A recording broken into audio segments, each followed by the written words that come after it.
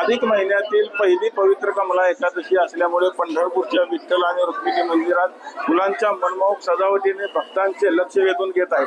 पुण्यातील युवा उद्योजक राम जांभूळकर यांच्या वतीने श्री विठ्ठल रुक्मिणी मातेचा गाभारा असेल, चोळखांबी तसेच मंदिर परिसरातील विविध भाग 25 प्रकारच्या रंगीबेरंगी आणि सुगंधी फुलाने आकर्षकरित्या सजवण्यात आला असल्याचं आपल्याला पाहायला मिळत आहे. त्याच्यामध्ये ऑर्किड असेल, कार्नेशन असेल, गुलाब, जरबेरा, मोगरा, जाईजुई, शेवंती, झेंडू अशा विविध फुलांच्या सजावटीमुळे संपूर्ण मंदिर परिसर भक्तिमय वातावरणाने दरवळून गेला आहे.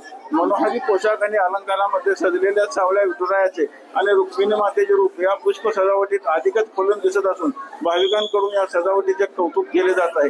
कमला एकादशी निमित्त विठ्ठल नामाच्या गजरात आणि फुलांच्या सुगंधात पंढरी नगरी भक्तिरसात न्हावून निघालेली आपल्याला पाहायला मिळत आहे. आपण जर बघितलं तर पहाटेपासूनच तर विठ्ठलाच्या दर्शनाकरता अशी गर्दी झालेली देखील आपल्याला पाहायला मिळत आणि या संपूर्ण सजावटीमध्ये विठ्ठलाचं रूप अधिकच खुलून दिसताना आपल्याला पाहायला मिळत आहे.